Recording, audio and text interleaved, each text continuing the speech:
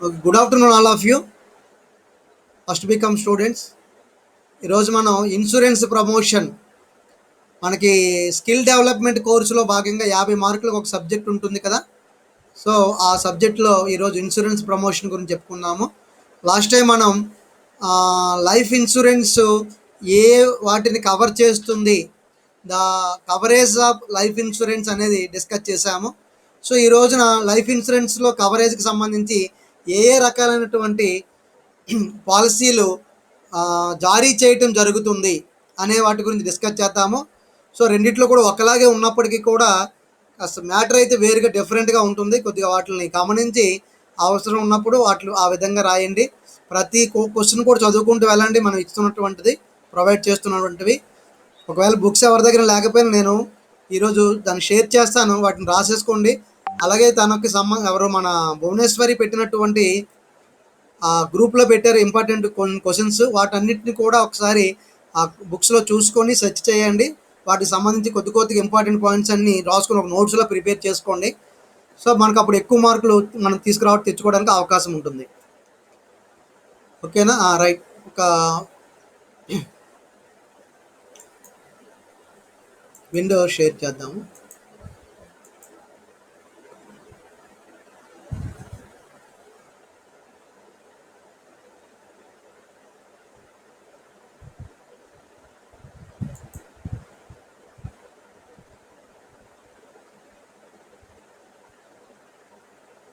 Yes, ఇక్కడ చూడండి, భారతదేశంలో వివిధ రకాల జీవిత బీమాలు, ఇది మన టాపిక్ ఈరోజు చెప్పుకోబోయేది. సో ఆల్రెడీ ఇంతకుముందు మనం చెప్పుకున్న టాపిక్ ఏంటంటే ఏ ఏ జీవిత బీమాలు ఈ దేనిని కవర్ చేస్తుంది అనేది డిస్కస్ చేసాం. దానిలో కూడా మీకు కొన్ని పాలసీల గురించి వాటి గురించి చెప్పాము. సో టర్మ్ ఇన్సూరెన్స్ ఉంటుందని, తర్వాత హోల్ లైఫ్ ఇన్సూరెన్స్ పాలసీలు ఉంటాయని, ఎండోమెంట్ పాలసీలు ఉంటాయని, మనీ బ్యాక్ పాలసీలు ఉంటాయని, వీటన్నిటి గురించి అలాగే పెన్షన్ ప్లాన్స్ ఉంటాయని రిటైర్ అయిన తర్వాత 1 by 1 మనం డిస్కస్ చేసాము. సో వాటిలోనే ఇప్పుడు ఏ ఏ టైప్స్ మనకి వాటి యొక్క లక్షణాలని ఇప్పుడు మనం డిస్కస్ చేద్దాము. ముందుగా ఇక్కడ భారతదేశంలో వివిధ రకాలుగా ఉన్నటువంటి జీవిత బీమాలను చూస్తే, అంటే మనం ఎల్ఐసి వారు జారీ చేసిన లేదా ఒక ప్రైవేట్ వారు జారీ చేసిన ఏదైనా ఒక బీమా పాలసీని మనం చూసినట్లయితే ఆ పాలసీ ఇక్కడ మనం చెప్పుకున్నటువంటి ఏదో ఒక రకమైనటువంటి టైప్లోనే అది రావటం జరుగుతుంది. సో అందుకని ఇక్కడ 7 యాన్యుటీ ప్లాన్స్ అని చెప్పడం జరిగింది. ఇక్కడ మొత్తం 7 రకాలుగా ఉన్నాయి ప్లాన్స్. ఇది ఫస్ట్ వన్ ఏంటంటే హోల్ లైఫ్ ఇన్సూరెన్స్ ప్లాన్ అని. ఇదే ఆర్డర్లో ఉండవు మన క్రిందన, అటు ఇటుగా మారిన జస్ట్ ఏ ఏ పాలసీలు ఉన్నాయన్నదే ఒకసారి ఒక పిక్చర్ని మీకు ఇక్కడ ఇవ్వడం జరిగింది. అంటే హోల్ లైఫ్ ఇన్సూరెన్స్ పాలసీ అంటే మనం జీవితాంతం యావత్ జీవిత పాలసీ అని అంటాము దీన్ని, లేదా మొత్తం జీవిత పాలసీ అని కూడా అంటారు. అలాగే రెండవది ఎండోమెంట్ ప్లాన్స్, అంటే ఇందులోనే ఎండోమెంట్ పాలసీలు. సాయి గణేష్ మ్యూట్లో పెట్టుకోమా, డిస్టర్బెన్స్ వస్తుంది.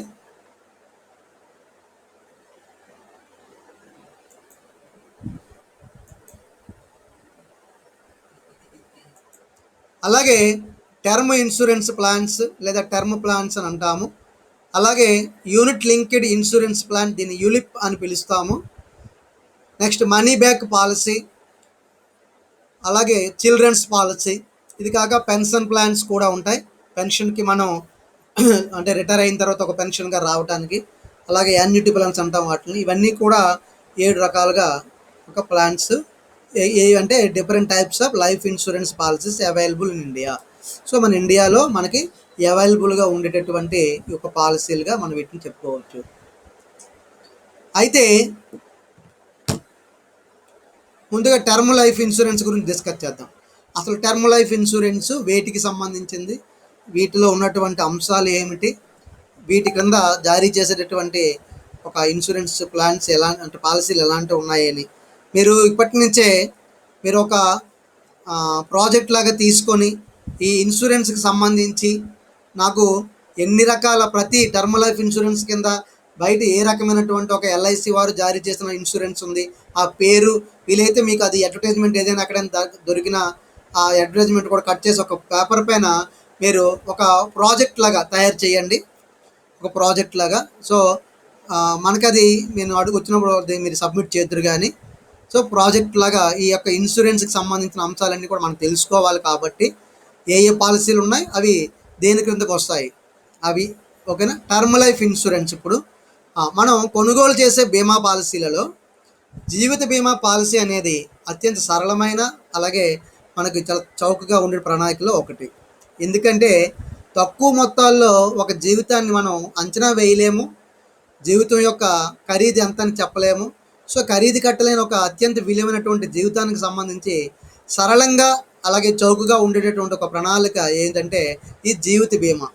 అంటే కొంతలో కొంత ఇక్కడ గమనించండి, ఒక ప్రాణాన్ని అయితే మనం ఎవరు తీసుకొచ్చి ఇవ్వలేము, కానీ కనీసం ఆ ప్రాణానికి కొంతైనా విలువ కట్టి మనం ఎవరైతే ఆ వ్యక్తి పైన ఆధారపడి ఉంటారో ఆ ఫ్యామిలీకి, ఆ కుటుంబానికి కొంత ఆసరా ఇవ్వటానికి మనకి ఇది ఒక సరళంగా ఉండేటటువంటి ఒక సరసమైనటువంటి ప్రణాళికలో భాగంగా జీవిత బీమాని అందరూ యాడ్ చేసుకుంటారు. అంటే ఇక్కడైతే మనం అందరికీ చెప్పుకోవాల్సి ఉంటుంది, కానీ ఇప్పటికీ జీవిత బీమాలో పాలసీ లేకుండా ఉన్నటువంటి కుటుంబాలు కానీ వ్యక్తులు కానీ ఉన్నారంటే అతిశయోక్తి కాదు. మనకు అది అంత పెద్దగా మస్ట్గా ఫీల్ అవ్వం. కానీ మన ఒక యూరోపియన్ కంట్రీస్లో కానీ, ఒక అమెరికాలో కానీ మనం గమనించినప్పుడు అది తప్పనిసరి ప్రతి ఒక్కరికి కూడా. ఎందుకంటే అత్యంత విలువైనటువంటి జీవితాన్ని మనం కాపాడుకోవాల్సినటువంటి పరిస్థితుల్లో, అత్యంత ఖరీదైనటువంటి వైద్యాన్ని చేయించుకోలేని పరిస్థితుల్లో ఈ పాలసీలు ఉపయోగపడతాయి అన్నమాట. ఒక ఆరోగ్య బీమా కానివ్వండి, ఒక లైఫ్ ఇన్సూరెన్స్ కానివ్వండి, ఇవన్నీ. అందుకనే తప్పనిసరిగా జీవిత ప్రణాళికలలో ఇది ఒక భాగం అన్నమాట. ఇప్పటికీ కూడా చాలామంది మన ఇళ్ళలో, మీరు కూడా ఏం చేయాలంటే నాన్నగారిని అడిగి ఒక పాలసీ తీసుకున్నారా లేదా అని అడిగి వారి పేరుతో కూడా ఒక పాలసీ తీసుకునేటట్టు మీరు చూసుకోవాలి. ఎందుకంటే అది కొంత కవరేజ్ని ఇస్తుంది అనమాట మన లైఫ్కి, కొంత కవరేజ్ని. ఏదైనా ఒక ప్రాబ్లం జరిగినప్పుడు, ఒకవేళ ఇప్పుడు ప్రాణము పోవడం అనేది వేరు విషయము, అలా అది కొంతకాలం ఇబ్బంది ఉంటుంది మిగతా వాళ్ళకి. కానీ అంగవైకల్యంతో ఉన్నప్పుడు చాలా ఇబ్బందితో అతని జీవితంతో ఉండాల్సిన పరిస్థితిలో మనం అతని యొక్క సంపాదన పోతుంది, పైగా అతనికి మనం ఇలాంటి ట్రీట్మెంట్ చేయించడానికి కొంత డబ్బు అయితే తీసుకుని రావటం చాలా ఇబ్బందితో కూడుకున్నది. సో అలాంటి సందర్భాల్లో ఇలాంటి పాలసీలు ఉపయోగపడతాయి అన్నమాట. కాబట్టి అందరూ కూడా తెలివిగా ఈ రకమైనటువంటి ప్లాన్స్ ఏమైనా ఉంటే వాటిని మీరు ప్లాన్ చేసుకొని ఒక పాలసీ అయితే తీసుకునేటట్టు చూసుకోవాలి. ఇక ఇది ఏంటంటే ఈ టర్మ్ ఇన్సూరెన్స్ అనేది ఒక నిర్దిష్టమైన కాలము, అది మనం గుర్తుపెట్టుకోవాలి. టర్మ్ అనే పేరులో ఉన్నది, టర్మ్ అనగా ఒక కాలము. అలానే ఒక నిర్దిష్టమైన కాల పరిమితిలో మరణ ప్రమాద కవరేజీని అందిస్తుంది. ఒకవేళ మరణం, ఒక ప్రమాదం అనేది సంభవించడం ద్వారా మరణం వచ్చినా దానికి కొంత అమౌంట్ ఇవ్వడానికి కవరేజ్ని అందిస్తుంది ఈ యొక్క టర్మ్ లైఫ్ ఇన్సూరెన్స్. అలాగే ఈ పాలసీ తీసుకున్నటువంటి ఎవరైతే టర్మ్ లైఫ్ ఇన్సూరెన్స్ పాలసీలు తీసుకున్నారో ఆ పాలసీదారుడు, ఇన్సూరర్, ఒకవేళ అతను కనుక మరణించిన సందర్భంలో ఎంత కవరేజ్ చేస్తామని హామీ ఒక కంపెనీ ఇచ్చిందో ఆ హామీ ఇవ్వబడినటువంటి నగదు మొత్తాన్ని గమనించండి. నగదు మొత్తాన్ని అంటే మనం ఎంతైతే మనం అక్కడ పాలసీ విలువ ఉందో, 1,00,000 రూపాయల, 2 లక్షల, 5 లక్షల లేదా 10 లక్షల, ఎంతైతే అది ఆ ప్రమాద కవరేజీని వారికి అందిస్తుంది. ఇక్కడ ఎవరు అంటే పాలసీదారుడే మరణించిన సందర్భంలో అయితే ఈ హామీ ఇవ్వబడిన మొత్తం నగదుని నామినీ ఎవరున్నారో, ఇక్కడ నామినీ పాలసీదారుడు భర్త అయితే భార్య నామినీ అవ్వచ్చు, లేదా పిల్లలు కావచ్చు, లేదా పాలసీదారుడు భార్య అయితే నామినీ భర్త కావచ్చు, పిల్లలు కావచ్చు, ఇలా ఎవరైనా ఒకరు నామినీ కావచ్చు. ఆ నామినీ కూడా మనం పాలసీ తీసుకునేటప్పుడే చాలా జాగ్రత్తగా అవన్నీ చదువుకోవాలి. వినియోగదారుడికి తెలియదు, మీకు ఇవన్నీ వదిలేయండి, ఇది వదిలేయండి, ఇవన్నీ నేను చూసుకుంటాను, నేను రాసుకుంటాను అని అంటాడు అతను, ఏజెంట్. కానీ ఒక తెలివైన వ్యక్తికి తప్పనిసరిగా చదువుకోవాలి. మరణించిన సందర్భంలో మన వాళ్ళకి ఏమేమి వస్తాయి మనం తర్వాత చూడలేం కదా, ఏమేమి ఇస్తారు మనం నిక్కచ్చిగా అడగాలి, నిశ్చయంగా అడగాలి.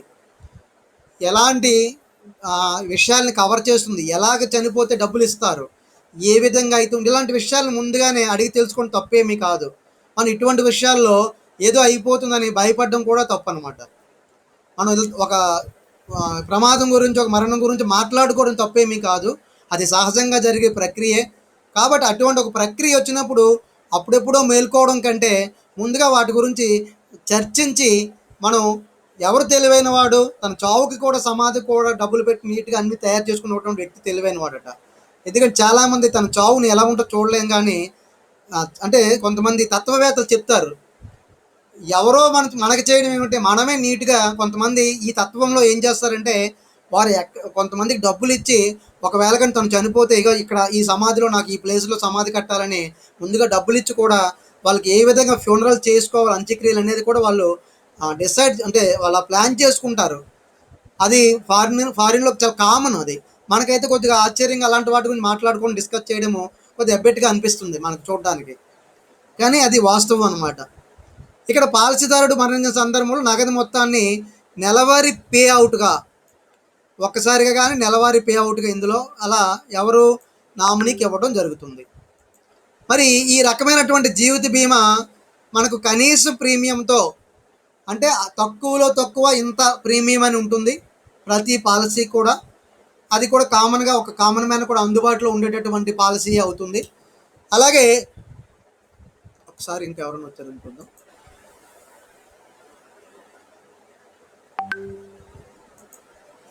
అలాగే ఆ తక్కువ ప్రీమియం తోటే గరిష్ట ప్రయోజనం వచ్చే విధంగా కూడా, అంటే కవరేజ్ మనం క్లెయిమ్ చేసుకోవడానికి అవకాశం ఎంత అంటే వీలైతే ₹1,00,000 10,00,000 వరకు కూడా గరిష్ట ప్రయోజనము కవర్ చేయడం, అంటే తక్కువ ప్రీమియము ఎక్కువ ప్రయోజనం. అది ఒక మాటలో చెప్పాలంటే అలాంటి ఒక జీవిత బీమా పాలసీలను మనం తీసుకోవటం కూడా ఇక్కడ ఈ యొక్క టర్మ్ పాలసీలో ఉంటుంది.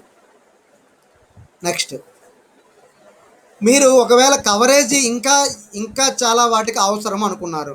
కామన్గా మనకి ఇన్సూరెన్స్ కంపెనీలు ఏముంటాయంటే ఒకవేళ చనిపోతే అతని యొక్క నామినీకి లేదా అతని వారసులకు ఇవ్వడానికి, లేదు బ్రతికున్నాడు ఆ టైం అయిపోయిన తర్వాత కూడా అతనే బ్రతికుంటే అతని చేతికి ఇవ్వడానికి, ఇలాంటి ఒక కవరేజ్ ఉంటుంది. కానీ ఇంకా మనము కొన్ని కవరేజ్ చేయాలనుకుంటే ఎలా, ఒకవేళ మనం ప్రమాదవశాత్తు ఏదైనా ప్రమాదం మీద, అంటే ఒక బైక్ మీద వెళ్తున్నప్పుడు లేదా అనుకోకుండా కొంత యాక్సిడెంట్ వలన ప్రమాదం జరిగింది అనుకోండి, అప్పుడు ఆ ప్రమాదానికి ఇది ఇంకా చాలా భరించలేనంత పెయిన్. చూస్తుంటాము మన వాళ్ళని మనం సౌఖ్యంగా చూసుకోలేము, మనకే వాళ్ళు అన్నీ చేసి పెడుతుంటారు. మనం బయటికి వెళ్ళి ఏ రకమైనటువంటి ఆదాయాన్ని సంపాదించి తీసుకుని రాలేము, వాళ్ళ మీద ఆధారపడతాము. అది చాలా నరకం అనమాట. అటువంటి పరిస్థితులు ఉన్నప్పుడు కూడా కొంతైనా డబ్బులు రావడానికి మరి ఇది అడగాలన్నమాట. ఇందులో ఏమండి క్రిటికల్ ఇల్నెస్ ఉందా, లేదా యాక్సిడెంటల్ డెత్ బెనిఫిట్ ఉందా, అంటే చనిపోయిన లేదు యాక్సిడెంట్ డెత్ బెనిఫిట్ చనిపోయిన తర్వాత వచ్చే ఉన్నాయా, లేదు అలాగే యాక్సిడెంట్ అయిన తర్వాత డిసీజ్ అయిపోతే, ఇది క్లియర్గా చూడండి. యాక్సిడెంటల్ డెత్ అండ్ డిసీజ్ అనే మాట కూడా అనాలి. ఇక్కడ డెత్ అండ్ డిసీజ్ అంటే, డిసీజ్డ్ అంటే ఒకవేళ ఏదైనా అంగవైకల్యం కూడా ఉంటే దానికి పాలసీలో డబ్బులు వస్తాయా రావా కూడా చూసుకోవాలి. అంటే ఎవరైతే పాలసీ చేశాడో పాలసీదారుడు చనిపోలేదు, అంగవైకల్యం అయితే ఒక కాలు చేయకపోయింది, అతను పని చేసుకోలేడు. సో వాటికి సంబంధించి ఏమైనా డబ్బులు వస్తాయో లేదో కూడా అడిగితే లేవు అని అతను చెప్పాడు అనుకోండి, వెంటనే ఆ పాలసీకి ఏం చేయాలి, మనం అదనంగా రైడర్స్ తీసుకోవాలి. ఒక్కొక్క కంపెనీకి ఒక రకమైన రైడర్స్ ఉంటాయి, వాటిని జాగ్రత్తగా చదవాలి. రైడర్స్ ఇంతకుముందు చెప్పాను, ఇన్సూరెన్స్ రైడర్స్ అని 5 మార్కుల్లో small short answer questions. Riders అనగా అదనపు ప్రయోజనాలు పొందడానికి అదనంగా కొంత ఛార్జ్ చేసి మనం ఆల్రెడీ తీసుకున్నటువంటి ఒక పాలసీకి చేర్చేటటువంటి ఒక కవరేజ్ని అదనపు రైడర్స్ అంటారు, లేదా ఇన్సూరెన్స్ రైడర్స్ అంటారు. ఆ రైడర్స్ని మనం కొనుగోలు చేయాలన్నమాట. సో అవి అడిగితే దానికి ఎందువలన ఉపయోగపడతాయి అంటే రేపు అందుకనే అతను ఏదో ఒక పాలసీ తీసుకున్నప్పుడు తప్పేమీ లేదు, ఒకవేళ ఇలాగే జరిగితే ఎలాంటి మీ దగ్గర నుంచి క్లెయిమ్స్ వస్తాయి అని నిక్కచ్చిగా ఖచ్చితంగా అడగాలి. అడిగి తెలుసుకొని అప్పుడు అవి రావు అని అతను అన్నప్పుడు అయితే ఏమేమి వస్తాయి చూడు, నాకు ఇవి కూడా ఈ యొక్క అదనపు రైడర్స్ కావాలి, వీటిని కూడా కలిపి ఎంత అవుతుందో చూడని చెప్పి మనం కొనుగోలు చేయొచ్చు రైడర్స్ని. మరి ఇటీవల కాలంలో కొన్ని బీమా కంపెనీలు, ఇద్దరు ఎల్ఐసి కంపెనీస్ ఆరు ప్రైవేట్ కంపెనీస్ ఏవైనా సరే, మరి బీమా సంస్థలు ఏం చేస్తున్నాయంటే ఒక వినూత్నంగా కొన్ని టర్మ్ ఇన్సూరెన్స్ ప్లాన్స్ తోటి మార్కెట్లోకి వచ్చాయి. అంటే ఇక్కడ ఏంటంటే కొన్ని కంపెనీలు పాలసీ యొక్క టర్మ్ చివరిలో ఆ బీమా చేసిన వారికి కొన్ని ప్రీమియమ్స్ తగ్గించేసి వాటిని తిరిగి ఇచ్చేస్తాయి. సో అంటే రెగ్యులర్గా కడుతూ చక్కగా ఒక వ్యక్తి తన బీమా పాలసీలను కట్టుకుంటూ వెళ్తున్నటువంటి వ్యక్తులకు కొన్ని టర్ములు వాటిని తిరిగి ఇచ్చేయటం అనేది కూడా కొంతమంది ఆఫర్ చేస్తున్నారు. ఈ విధమైనటువంటి టర్మ్ చివరిలో బీమా చేసిన వారికి ప్రీమియం తిరిగి ఇవ్వటం అనేది కొత్తగా కొన్ని వినూత్నంగా కొన్ని టర్మ్ ఇన్సూరెన్స్ ప్లాన్స్ అనేవి ప్రైవేట్ కంపెనీలు చేస్తున్నాయి. తరువాత ఇప్పటి వరకు మనం ఒక అంశాన్ని చెప్పుకున్నాము, టర్మ్ ఇన్సూరెన్స్ ప్లాన్స్ అన్నాం. తర్వాత ఇవి జాగ్రత్తగా వినండి, 3 మార్క్స్లో కూడా ఎక్కువగా ఇలాంటి పదం వస్తుంది. Unit linked insurance plan. Unit you, linked L, insurance L I, అలాగే ప్లాన్ పి, యూలిప్ అంటాము. యూలిప్స్ అంటారు వీటిని, ULIPs unit linked insurance plans. అంటే ఏమిటంటే మనకి ఇక్కడ 3 రకాల ప్రయోజనాల కోసం యూలిప్స్ అనే వాటిని మనకి ఎల్ఐసి కంపెనీలు లేదా ప్రైవేట్ కంపెనీలు మనకు ఆఫర్ చేస్తున్నాయి.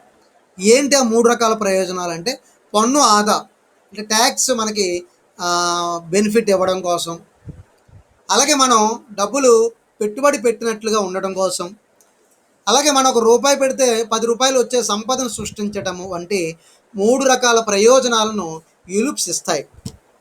అంటే మనం పనిలో పనిగా మన జీవితానికి ఒక ఇన్సూరెన్స్ ప్లాన్ తీసుకోవడమే కాకుండా మనం పెట్టిన డబ్బుల్లోంచి కొంత మొత్తాన్ని తీసుకొని వెళ్ళి ఎక్కడైనా ఒక పెట్టుబడి పెట్టడము, వేరే కంపెనీల యొక్క షేర్లలో. ఎవరు మనకు తెలియదు ఎలాంటి కంపెనీలలో పెట్టుబడి పెట్టాలో, కానీ మన తరపున ఒక ఇన్సూరెన్స్ కంపెనీ ఏం చేస్తుందంటే, ఎప్పుడైతే మనం యూలిప్స్ కొంటామో వాళ్ళు ఒక చాలా ప్రాఫిటబుల్గా ఉండేటువంటి కంపెనీలను ఎంచుకొని వాటిలో మన తరపున షేర్లు కొని ఉంటారు. సో కొంత మొత్తం ఇన్సూరెన్స్కి, కొంత మొత్తము యూలిప్స్ ఇలాంటి షేర్లు కొనడానికి వాడతారు. సో మనకి ఎప్పుడైతే ఈ రకంగా ఏమీ కాలేదు, చక్కగా ఉన్నాము, సో టైం అయిపోయిన తర్వాత మనకు అవసరమైనప్పుడు ఆ డబ్బులను ఆ యూలిప్లోంచి తీసుకుంటే, ఆ టైం అయిన తర్వాత అప్పుడు మనకి మన పెట్టిన డబ్బులకి బీమా కంపెనీ నుంచి డబ్బులు వస్తాయి. అలాగే మనం మన తరపున కంపెనీలు ఎక్కడైతే షేర్లు కొని పెట్టిందో వాటి నుంచి కూడా మనకి సంపద సృష్టించబడటం అనేది జరుగుతుంది. ఇలా పన్ను ఆదా అనేది జరుగుతుంది, పెట్టుబడికి పెట్టుబడి ఉంటుంది, అలాగే సంపద కూడా సృష్టించబడుతుంది. ఇలా 3 రకాల ప్రయోజనాలను ఈ యూనిట్ లింక్డ్ ఇన్సూరెన్స్ ప్లాన్స్ అనేవి ఇవ్వటం జరుగుతాయి అన్నమాట.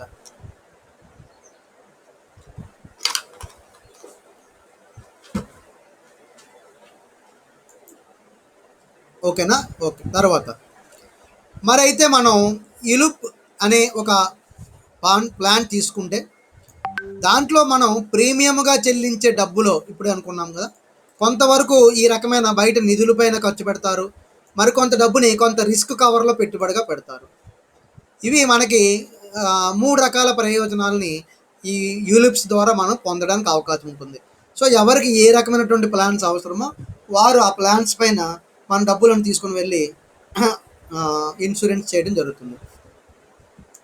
అలాగే endowment plans. Next endowment plans, ఇవి కూడా చూడండి ధార్మికమైనటువంటి, ఒకసారి ఇది ధార్మిక ప్రణాళికలు అని తెలుగులో ఇస్తుంటాడు. మనం ఇక్కడ తెలుగులో వెళ్ళి చదువుకోము, అంటే ట్రాన్స్లేట్ చేసేటప్పుడు కొంతమంది ఏం చేస్తారంటే తెలుగులో 3 మార్కులకి ఇవి ఇచ్చేటప్పుడు ధార్మిక ప్రణాళిక, ధార్మిక ప్రణాళికలు అంటారు. వాస్తవానికి మనం అలా చదువుకోము, అలా దాన్ని ట్రాన్స్లేట్ చేసేస్తారు కొంతమంది. సో అది కూడా ఇచ్చినప్పుడు గుర్తుపెట్టుకోండి.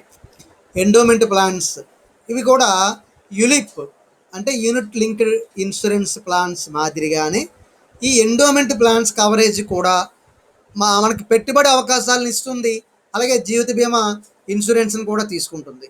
ఒకవేళ బీమాదారుడు మరణించినా లేదా అతని పదవీ కాలం ముగిసినట్లయినా హామీ ఎంతైతే ఇచ్చారో ఆ హామీ మొత్తానికి మనకైతే మనకి, లేదా నామినీ అయితే నామినీకి, ఇలా మొత్తం కుటుంబానికి చెల్లించడం అయితే జరుగుతుంది.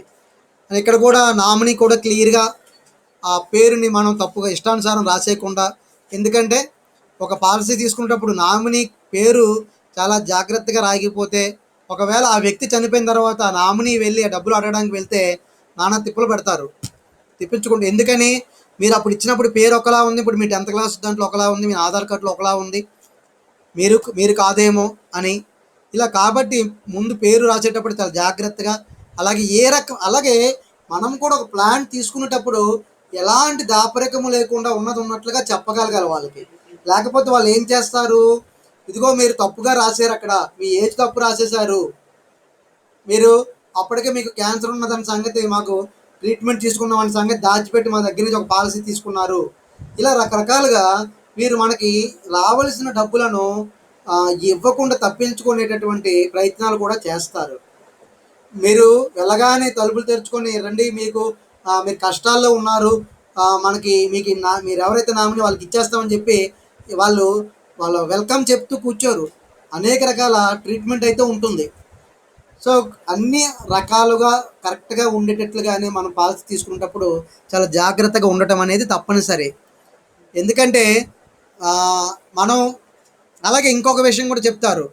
ఒక పాలసీ తీసుకోకముందు ఏ విధంగా అయితే మనం చాలా జాగ్రత్తగా ఉంటామో మన ఆరోగ్యం పట్ల, అలాగే పాలసీ తీసుకున్న తర్వాత కూడా అంతే జాగ్రత్తగా ఉండవలసినటువంటి అవసరం కూడా మన నైతిక బాధ్యత అన్నమాట. వాళ్ళు ఆ మాట రాస్తారు.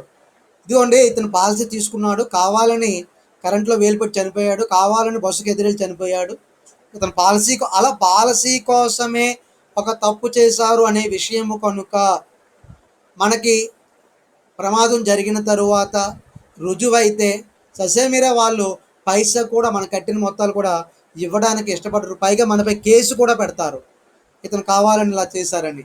కాబట్టి ఇలా ఏమైనా లేకుండా ఉండేటట్లుగా చూసుకోవడం వచ్చే బాధ్యత. సో మనం టర్మ్ ఇన్సూరెన్స్ ప్లాన్స్, ఇలుపు గురించి చెప్పుకున్నాం, యూనిట్ లింక్డ్ ఇన్సూరెన్స్ ప్లాన్స్, అలాగే ఎండోమెంట్ ప్లాన్స్ గురించి చెప్పుకున్నాం. 4 money back policy. Money back policy చూడండి, చక్కగా పేరుతో మనీ బ్యాక్ పాలసీ అంటే మీరు కొంతకాలము డబ్బులు కొంత కడుతూ వెళ్తే తర్వాత మీకు కొంత అమౌంట్ అనేది మనీ బ్యాక్ అవుతుందని చెప్పుకోవచ్చు. ఇక్కడ ఈ పదంలో సూచించినట్లుగా ఈ రకమైన జీవిత బీమా పాలసీలో బీమా పాలసీ వ్యవధిలో, అంటే వ్యవధి అంటే ఎన్ని సంవత్సరాలకైతే ఒక పాలసీ తీసుకున్నారో దానిని మనం పాలసీ వ్యవధి అనుకున్నాం. ఉదాహరణకు ఒక వ్యక్తి 15 ఏళ్ళకి తీసుకుంటే వ్యవధి 15 సంవత్సరాలని అర్థం. లేదు 20 సంవత్సరాల పాటు నేను వ్యవధి కడతానండి ఈ యొక్క పాలసీ అంటే 20 సంవత్సరాలు. ఇలా మన ఇష్టము కూడా కాకుండా కొన్ని పాలసీలకు ఫిక్స్డ్గా ఇంతనే ఉంటుంది, ఎవరైనా ఆ టర్మే తీసుకోవాలి. అవి కొన్ని పాలసీలు ఉంటాయి. కొన్ని పాలసీలలో మ్యాక్సిమం ఆప్షన్స్ ఉంటాయి. 15, 20, 25, 30 సంవత్సరాలు కూడా మనం పాలసీ కట్టే అవకాశం ఉంటుంది. దాన్ని పాలసీ వ్యవధి అంటారు. ఈ విధంగా పాలసీ యొక్క టర్మ్లో విరామం అంటే కొన్నాళ్ళ తర్వాత, ఒక 4 ఏళ్లకు, అలాగే ఒక 8 సంవత్సరాల తర్వాత, అలాగే ఒక 12 సంవత్సరాల తర్వాత, అలాగే ఒక 15 సంవత్సరాల తర్వాత, అలాగే ఒక 18 సంవత్సరాల తర్వాత, ఈ విధంగా ఒక విరామము అంటే ఒక పాలసీ ఒక 25 సంవత్సరాలకు తీసుకుంటే అనుకుందాం ఉదాహరణగా, అందులో మనీ బ్యాక్ అనేది తీసుకుంటే మనం 1,00,000 రూపాయలకి పాలసీ తీసుకున్నాము అనుకుంటే ఎలా మనీ బ్యాక్ అవుతుంది అంటే 20% పాలసీ యొక్క మొత్తంలో 20% అంటే 1,00,000 రూపాయల పాలసీలో 20% అంటే 20,000. మనం ఈ ఈ రోజు నుంచి 2020 తీసుకున్నాం అనుకున్నాం, 2045 సో ఇప్పుడు ఏమవుతుంది, 2024 వచ్చి 4 సంవత్సరాల వరుస కట్టాము. 2024లో 20,000 తీసుకొచ్చి ఇస్తారు మనకి. సో మనం క్లెయిమ్ చేసుకుంటాం, ఇస్తారనమాట. సో మనీ బ్యాక్ కొంత వచ్చేసింది. తర్వాత మళ్ళీ 2000 ఇంకొక 4 సంవత్సరాల తర్వాత 2028లో సో మళ్ళీ ఒక 20,000 ఇస్తారు, అక్కడికి మనకి 40,000 వచ్చేసింది. తర్వాత మళ్ళీ ఇంకొక 4 సంవత్సరాల తర్వాత అంటే 2022 2032 సో 2032కి అలా ఒక 20,000 వస్తాయి. తర్వాత 36 ఇంకొకసారికి. సో ఇలా 4 టర్మ్లో 4 సార్లు మనకి ఏమైంది, 80,000 వచ్చేసాయి. ఆ తర్వాత 4 సంవత్సరాలు కాకుండా 3 సంవత్సరాలే ఉండొచ్చు, అక్కడ తగ్గుతుంది టర్మ్. సో 3 సంవత్సరాలు అనుకుందాము. సో అక్కడ 32కి 36, 39, సో 40కి ఇంకా 1 ఇయర్ ఇంకా గ్యాప్ ఉంటుంది. అక్కడి నుంచి 45 సంవత్సరాలకు కదా, మీరు ఇంకా అక్కడితో ఆపేయవచ్చు. కొన్ని ప్రణాళికలు ఉంటాయి, అంటే కొన్ని ప్లాన్స్ అయితే అక్కడితో ఆగిపోతాయి. మీరు 20 ఏళ్ళు కడితే చాలు, మిగతా అంటే 18 ఏళ్ళు కట్టినా చాలు ఒక్కోసారి కొన్ని పథకాలకి. ఆ తర్వాత మిగతా 7 సంవత్సరాలు ఒక పీరియడ్ అనమాట, పలన కాలం అంటాము. ఇంకా పీరియడ్లో మనం ఏమి కట్టవలసిన అవసరం లేదు, కాకపోతే మనకి భద్రత అయితే ఉంటుంది. అయితే అంటే సెక్యూరిటీ అయితే ఇస్తారు మనం కట్టకపోయినా. అక్కడ ఏంటి, మనం ఈ 5 దఫాలుగా మొత్తం 1,00,000 రూపాయలు వచ్చేస్తుంది, 20. సో మళ్ళీ 7 సంవత్సరాలు మనం ఆగుతాం కదా, ఇక ఏమీ కట్టం అక్కడి నుంచి. సో అప్పుడు తిరిగి మళ్ళీ రూ. 1,00,000 మనకి ఇవ్వడము. అలాగే ఈ మీన్ వైల్ ఎప్పుడైనా మీరు ఒక ప్రమాదవశాత్తు అతను చనిపోయినా లేదా అప్పుడు ఈ డబ్బులు కూడా నామినీకి ఇవ్వడం జరుగుతుంది. ఇలా ఒక మనీ బ్యాక్ అనేది కూడా ఉంటాయన్నమాట. అంటే దఫాలుగా విరామాల్లో ఆ మొత్తాన్ని బీమాదారుడికి ఇవ్వడం కానీ, లేదా బీమాదారుడు మరణం లేదా మెచ్యూరిటీ ఆధారంగా హామీ మొత్తాన్ని అతనికి ఇవ్వడం జరుగుతుంది. ఇక్కడ పెట్టుబడి పెట్టిన వారు ఆ మెచ్యూరిటీపై పెరిగిన బోనస్లు కూడా పొందుతారు. బోనస్తో కూడా కొన్ని పాలసీలు ఉంటాయి. అవి కూడా మనం అడిగి అలాంటివి తీసుకోవాలి. ఆ పెరిగిన బోనస్ కూడా ఇస్తారు, రూ. 1,00,000 కాకుండా. సో ఇవి మనీ బ్యాక్ పాలసీలు. చాలామంది ఇటువంటివి తీసుకుంటారు. సో వివిధ కాలాలకు అనుగుణంగా ఒక పాలసీ యొక్క అమౌంట్లు అయితే రావడం జరుగుతుంది. సో దానికి అనుగుణంగా మనం కూడా ఏదైనా ప్లాన్ చేసుకోవచ్చు. ఇగో నేను 2020లో కట్టానే, 4 ఏళ్ళ తర్వాత 2024లో కొంత ఒక 20,000 వస్తుంది. ఆ సమయానికి 20,000 కొద్దిగా అమౌంట్ కలిపి ఏదైనా ఒక పని చేయాల్సి ఉంటుంది అని ఒక ప్లాన్ చేసుకోవడానికి అవకాశం ఉంటుంది. అలా మనం ఒక పిల్లలకు మంచి చదువులు వచ్చే టైంకి కానీ, లేదా పిల్లలకు పెళ్ళిళ్ళు అయ్యే సమయానికి కానీ మన చేతికి ఇలా డబ్బులు వచ్చే విధంగా వాళ్ళు చిన్నప్పుడే వాళ్ళని ప్లాన్ చేసుకోవాల్సినటువంటి అవసరం కూడా ఉంటుందన్నమాట. సో అది ఇక మొత్తము జీవిత బీమా, ఇది 5వ రకం. దీన్నే హోల్ లైఫ్ ఇన్సూరెన్స్. దీనికే మరొక పేరు యావత్ జీవిత బీమా అంటాము. ఏమంటాము? యావత్ జీవిత బీమా. పేరులోనూ చూడండి, యావత్ జీవితం అంటే మనం బ్రతుకున్నంత కాలము. ఇక్కడ ఎల్ఐసి పాలసీ తీసుకుంటే మనం బ్రతుకున్నంత కాలం ఆ ప్రీమియం కడుతూనే ఉంటాము. ఇక్కడ అది 75 సంవత్సరాలు కానివ్వండి, 100 ఏళ్ళు కానివ్వండి, ఇక్కడ ఆ వ్యక్తి బ్రతుకున్నంత కాలం కడుతూనే ఉంటాడు. అతనికి ఆ డబ్బుతో అవసరం లేదు. మరి ఎవరి కొరకు? తాను ఎవరైతే ఇష్టపడుతున్నారో ఆ కుటుంబంలో వారి పేరుకో, లేకపోతే వారి కుటుంబంలో ఎవరో ఒకరికి నామినీగా వారి చేతికి కొంత డబ్బు రావడం కోసం తప్ప అతని కోసం కాదు అనుకున్నప్పుడు వారు ఈ రకమైన జీవిత బీమా, యావత్ జీవిత బీమా పాలసీని వాళ్ళు తీసుకోవచ్చు. అది అతని యొక్క మొత్తం జీవిత కాలము. యాక్చువల్గా ఒక ఆరోగ్యకరమైనటువంటి వ్యక్తి 100 ఏళ్ళు బతికేవాడు ఒకప్పుడు. మరి అది ఇప్పుడు మనకి 68 సంవత్సరాలుగా మన జీవిత కాల ప్రమాణం జరిగిపోతుంది. సో ఇంకా బాగా బ్రతకడానికి అవకాశం ఉంటే 80 ఏళ్ళు కూడా బతకొచ్చు, సరైనటువంటి ఆహారం, సరైనటువంటి ఒక ప్రవర్తన వలన. కాబట్టి ఈ కాలంలో అతడు తన యొక్క లైఫ్ని అలా పెంచుకుంటూ వెళ్తూ 100 సంవత్సరాల వరకు కూడా బీమా యొక్క ప్రీమియం కడుతూ ఉండొచ్చు అతడు. టైం మాత్రం హోల్ లైఫ్ అనమాట అది. సో ఎప్పుడు మరి డబ్బులు వస్తాయంటే అతని లైఫ్లో ఎప్పుడు అతనికి ఇవ్వరు. అతను చనిపోతే అతని నామినీకి కానీ, అతని యొక్క బంధువులకు కానీ, అతని యొక్క కుటుంబ సభ్యులకి ఇస్తారు. సో ఇది పాలసీ హోల్డర్ మరణము తరువాత మాత్రమే నామినీకి ఆ మొత్తము ఇస్తామని హామీ ఉంటుంది ఇక్కడ. అది అందుకే దీన్ని హోల్ లైఫ్ ఇన్సూరెన్స్ అంటాము. జాగ్రత్తగా గమనించండి. ఇవి కూడా మనకి వేరుగా 3 మార్కులకు రావడానికి అవకాశం ఉండే ప్రతి ప్రశ్న కూడా అలా కూడా చదువుకొని వెళ్ళండి. నిన్న మనకి పెట్టినటువంటి మన భువనేశ్వరి పెట్టినటువంటి ఇంపార్టెంట్ క్వశ్చన్స్ కూడా ఒకసారి చదవండి. అందులో మనం ఆల్రెడీ చెప్పుకొని ఏమైనా టిక్ చేసుకోండి. ఇంకా ముందు చెప్పబోయే చాప్టర్లోని వస్తే వాటి కోసం మనం ఎలా ఏమిటని కూడా ఒక అవగాహన చేసుకోండి. అలాగే చైల్డ్ ప్లాన్, చిల్డ్రన్ ప్లాన్స్ అంటారు వీటిని. ఇవేంటి? ప్రతి ఒక్క వ్యక్తికి తన కుటుంబంలో ఉన్న పిల్లల పట్ల ప్రేమ అభిమానాలు ఉంటాయి. ఆ పిల్లలకు కూడా ఏమీ జరగకుండా ఉండడానికి, ఒకవేళ తనకు జరిగితే పిల్లలకి ఏమీ కాకుండా ఉండడానికి ఈ రకమైన చైల్డ్ ప్లాన్స్ ఉంటాయన్నమాట. మరి ఇవి పిల్లల బీమా పథకం అనేది వారికి ఉన్నత విద్య చదివించడానికి, అలాగే వాళ్ళని విదేశీ అధ్యయనాలు అంటే దాన్ని ఫారిన్ స్టడీస్ అంటారు, అలా ఫారిన్కి వెళ్ళి చదువుకోవడానికి, లేదా వారికి వివాహ వయసు వచ్చి అమ్మాయిలకి అయితే వివాహం చేయడానికి, ఇలా మొదలైనటువంటి ఒక ఘట్టములు అంటే ఒకనొక ఈవెంట్స్ అనమాట. అలాంటి వాటికి ఉపయోగార్థము ఈ రకమైన చిల్డ్రన్ ప్లాన్స్ని మనకి వినియోగదారులు ఎన్నుకుంటారు. మరి చాలా చైల్డ్ ప్లాన్స్ ఏంటంటే ఆ పిల్లలు 18 సంవత్సరాలు చేరుకున్న తర్వాత అక్కడి నుంచి ఒకేసారి పే అవుట్ చేసే విధంగా ఉంటాయి. అంటే చూడండి, మనకి ఇక్కడ మైనరు 18 ఏళ్ళు నిండకపోతే మైనరు, 18 ఏళ్ళు నిండిపోయిన తర్వాత అక్కడి నుంచి మేజర్ అవుతారు. కాబట్టి ఆ పిల్లలకి ఏదైనా పెళ్ళిళ్ళు చేయడానికి కాకపోతే 21 సంవత్సరాలుగా మనకి తెలుసు పెళ్లి వయసు. ఆ టైంకి పెళ్ళిళ్ళు చేయడానికి కానివ్వండి, అలాగే వాళ్ళ విద్యకు కానివ్వండి, ఇలా వారందరికీ డబ్బులు అవసరం ఎప్పటి నుంచి ఉంటాయో అలా ప్లాన్ చేసుకొని అప్పుడుకి చైల్డ్ ప్లాన్ తీసుకోవచ్చు. అంటే పిల్లలకి యొక్క వయసు పుట్టగానే తీసుకోవచ్చు కొన్ని పాలసీలు, కొన్ని 3 ఏళ్ళకి తీసుకోవచ్చు. ఆ పిల్లలు పెరుగుతున్నంతకాలం కడతాం మనం. వాళ్ళు 18 ఏళ్ళకి వచ్చారు, ఇక మంచి చదువులోకి వస్తారు అక్కడి నుంచి. వాళ్ళకి ఒక 22 ఏళ్ళు 23 వచ్చే వాళ్ళకి వివాహ వయసు వచ్చింది అనుకుంటే అలా పెళ్ళిళ్ళు చేయడానికి కానీ ఈ చిల్డ్రన్ ప్లాన్స్ ఉపయోగపడతాయి అన్నమాట. ఒకేసారి పే అవుట్ చేయడం జరుగుతుంది, డబ్బులు ఇస్తారు.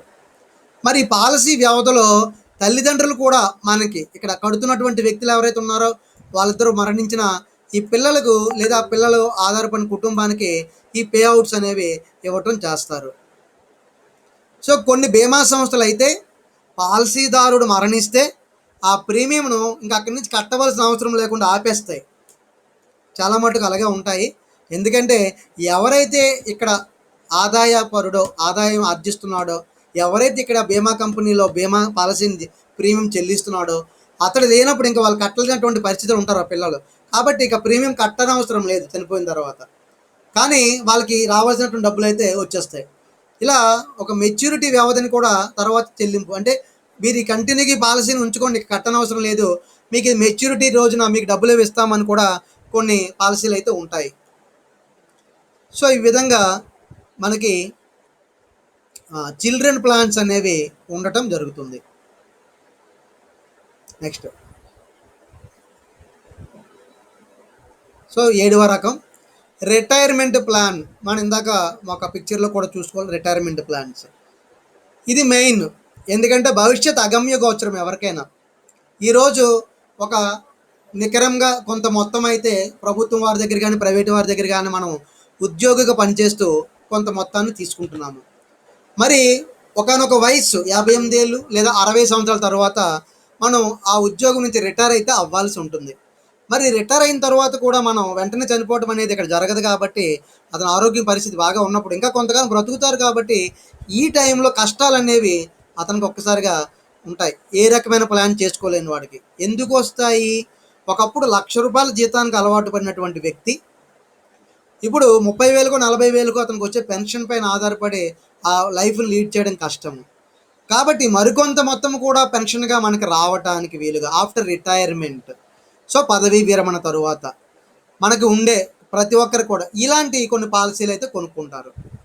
ఇక్కడ గమనించండి, పదవీ విరమణ తరువాత ఆందోళన లేని జీవితాన్ని చాలా హ్యాపీ రిటైర్మెంట్ లైఫ్ అంటారు. రిటైర్మెంట్ అంటేనే అప్పటికే మనం ఎంతో సర్వీస్ చేసాము, ఎంతో లైఫ్ని కోల్పోయాము. మరి రిటైర్మెంట్ తర్వాత అయినా కాస్త హ్యాపీగా మనం ఆందోళన లేకుండా గడపాలి అంటే మనం పిల్లలు ఆ టైంకి మనకి చేతికి అంది రావటము, వాళ్ళకి అందరికీ కూడా మంచిగా వివాహాలు అయిపోయి ఉండటము, ఇవన్నీ ఉంటే డెఫినెట్గా ఆందోళన లేకుండా ఉంటుంది. ఇక వాళ్ళు మన పైన ఆధారపడరు, మనం కూడా వాళ్ళపైన ఆధారపడకుండా ఉండాలంటే మనకు వచ్చిన పెన్షన్ చాలకపోవచ్చు, లేదు మనకి ఇంకా పెన్షన్ కూడా రావాలనుకుంటా ఈ రోజు నుంచే మనకు వచ్చిన డబ్బులను కొంత పక్కన పెట్టి ఇలాంటి ఒక రిటైర్మెంట్ ప్లాన్ తీసుకోవచ్చు. తీసుకొని గణనీయమైన మూలధనాన్ని నిర్మించుకోవడానికి ఈ రకమైన బీమా పథకంలో మనం చేయొచ్చు. ఈ పథకాన్ని మనం 60 సంవత్సరాలు వచ్చిన తరువాత గమనించండి, 60 ఏళ్ళు అంటే రిటైర్మెంట్ వయసు అనుకుంటే ఆ తరువాత మనం ఒక వార్షిక చెల్లింపు కింద ఒకేసారి పేమెంట్గా పొందడానికి దీన్ని ఎంచుకోవచ్చు. అంటే సంవత్సరానికి ఇంత అని చెప్పి తీసుకోవచ్చు, మనకు అలాగైతే అలా, లేదా నెలకింత అని చెప్పి తీసుకోవచ్చు, లేదు వార్షిక మొత్తం నాకు రిటైర్ అయిన వెంటనే ఇచ్చేయండి నేనే చూసుకుంటానని ఆ విధంగానే తీసుకోవచ్చు. అలాంటివి కొన్ని ప్లాన్స్ ఉంటాయి, మనం తీసుకోవచ్చు. సరే, వాటిని రిటైర్మెంట్ ప్లాన్స్ అంటారు. ఒకవేళ బీమా చేసిన వ్యక్తి మరణించినట్లయితే మరి ఎలాంటి కవరేజ్ ఉంటుంది, దాని యొక్క ఫండ్ వాల్యూ ఎంత, అలాగే మనం ఎంత చెల్లించాలి, ఇలా అన్నీ కూడా ఆధారంగా, అలాగే నామినీకి ఎలాంటి చెల్లింపు జరుగుతుంది, ఇవన్నీ మనం ముందే తెలుసుకొని ఒక పాలసీని అయితే తీసుకోవాల్సి ఉంటుంది. సో ఇవి మనం దాదాపుగా 7 రకాలుగా ఉన్నటువంటి ప్లాన్స్ అయితే చెప్పాను. నేను ఇందాక పిక్చర్లో కూడా మీకు చూపించడం జరిగింది, వాటినే మనం చక్కగా వివరించుకోవడం జరిగిందనమాట. సో మీ అందరూ కూడా ఇది చాలా ఇంపార్టెంట్. ప్రతి ఒక్క ఎన్ని రకాల పాలసీలు ఉన్నాయి అయితే మనం ఇక్కడ ఒక పాలసీ లెక్క ఉదాహరణ అయితే నేను ప్రస్తుతం అయితే ఇవ్వలేదు. మీరు ప్రతి పాలసీలో ఏ రకమైనటువంటి బయట ఎల్ఐసి కంపెనీ లేదా బయట ఒక ప్రైవేట్ కంపెనీలు పాలసీలు జారీ చేస్తున్నాయో మీరు సేకరించి వాటిని అయితే మీరు అవగాహన చేసుకోండి. నాకు కూడా ఒక పేపర్ పైన అంటించి ఏదైనా ఒక మీకు పిక్చర్ దొరికితే వాటిని ఒక ప్రాజెక్ట్ కింద తయారు చేయండి, చాలా మంచిది. ప్రతి ఇన్ని రకాల పాలసీలు ఉన్నాయి, వాటి పిక్చర్స్. సో అవి చాలా మనకి ఇంకా మరిన్ని విషయాలు తెలుసుకోవడానికి అవకాశాలు కలుగుతాయి. మనం ఒక అన్వేషణ దాని గురించి ఒక సెర్చింగ్ చేయడానికి అవకాశం ఉంటుంది. ఓకేనా?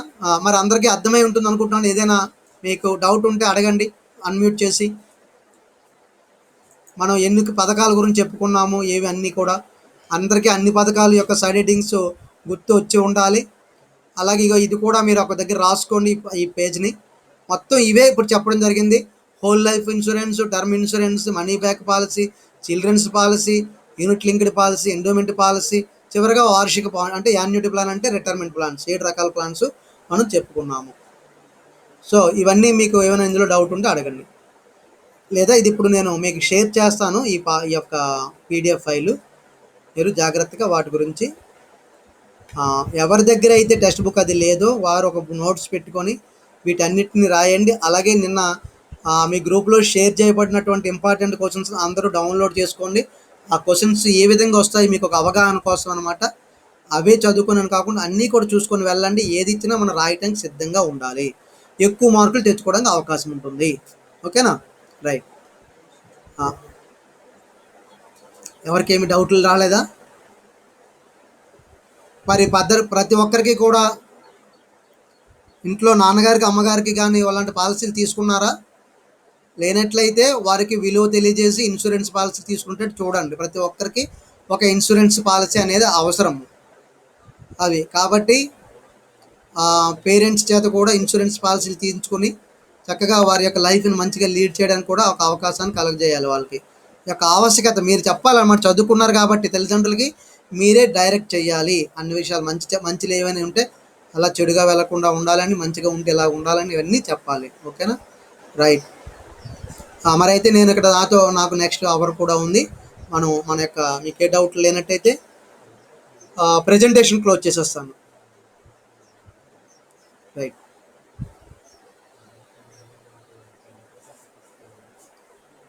ఓకేనమ్మా. Thank you. ఓకే, ఉంటానైతే. రేపు మళ్ళీ మనం business organisation and management class ఉంటుంది. రేపు 3 to 4 అది ఆ అవర్లో కలుద్దాము. అందరూ కూడా ఆ టైంకి అటెండ్ అయ్యేటట్టు టైంకి చూసుకోండి. ఒకవేళ కాలేజీకి వెళ్ళి ఫీజులే కట్టేందుకు వెళ్ళిపోతారు. సో ఆ టైంకి అటెండ్ అయ్యేటట్టు చూసుకోండి. ఓకేనా? Thank you all of you.